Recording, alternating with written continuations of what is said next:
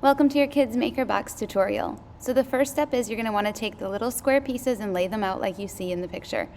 Then take a little brush and add a little dab of glue to all of the ridges that are sticking out. From here, you're going to line them up and assemble them.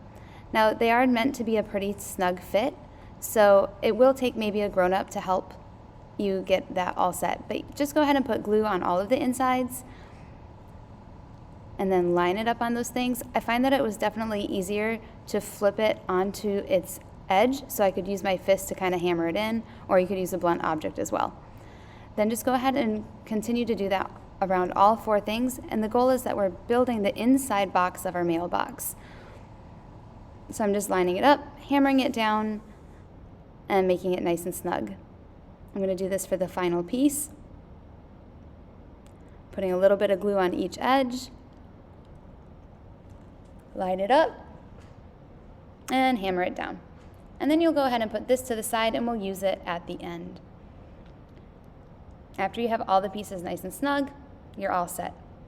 Now I'm going to lay out the rest of my pieces. In my video, my one arch is missing, so you do have two arches shown, but I just painted mine separately. And then you'll want to flip it over and paint the back side. When you're doing this painting, remember to load and unload and just use a little bit of paint. You just don't want to make it too globby or thick at any point. So I'm using the white sponge to go ahead and add. Once you get everything painted, I used a bunch of the little hearts and added a little bit of white to them.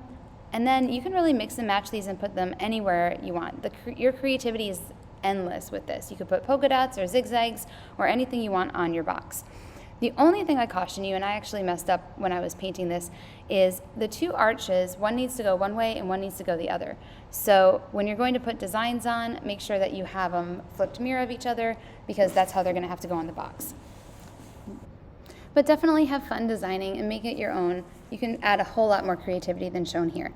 From there, you're going to take it and add a little bit of glue on the top and the bottom and put your two short pieces on either side. The trick here is just to make sure you have enough glue that it's not going to get too stuck.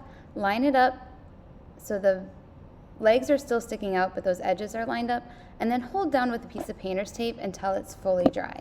So you might have to walk away for just a little bit while it dries.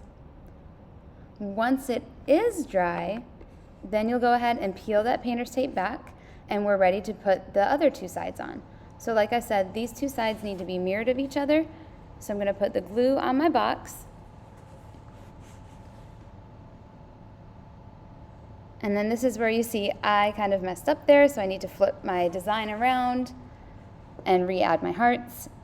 So I'm lining it up with the bottom of the box, leaving those legs longer. I'm going to re-add my hearts because I had my side backwards, flip it over, add a little bit of glue again, and glue that on the other side, and again hold down with a piece of painter's tape. While that's going, you'll see this little piece, and you need to slide your top into it and then put the long skinny piece on the very top.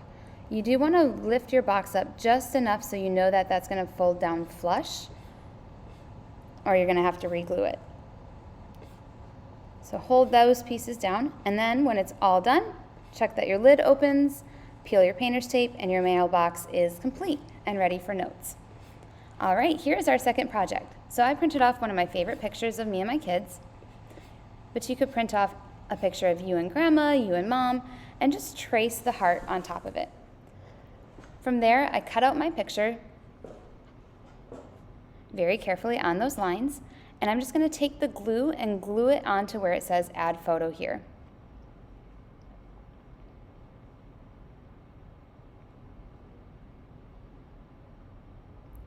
Once I have it firmly in place, and again, I'm not using too much glue, just dabbing it with the white sponge. Now I'm ready to paint my puzzle pieces while that dries. So while that's drying, I'm going to pop out all of my puzzle pieces. It can help definitely to keep them in order if you don't want to have to really solve it later, but just break them all apart. And then I like to take a piece of painter's tape and stick it sticky side up onto the table, and that way it holds down my pieces while I'm trying to paint them.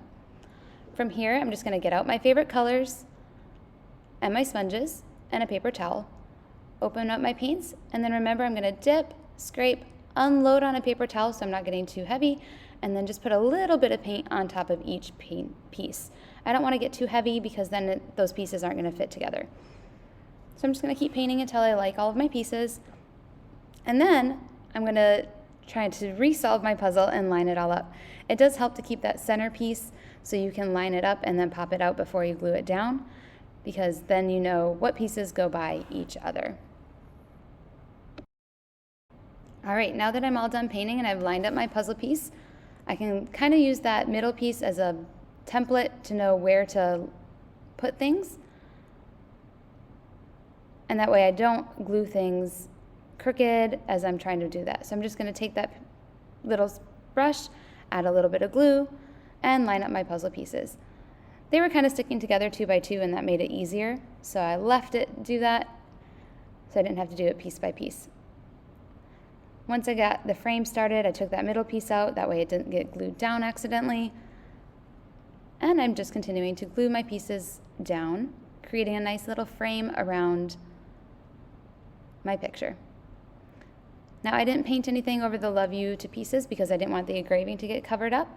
But if you want to create that as a cover, I do recommend just wetting your sponge down or using a baby wipe to apply that paint. And that way the engraving still shows up through your paint and it's not a completely solid.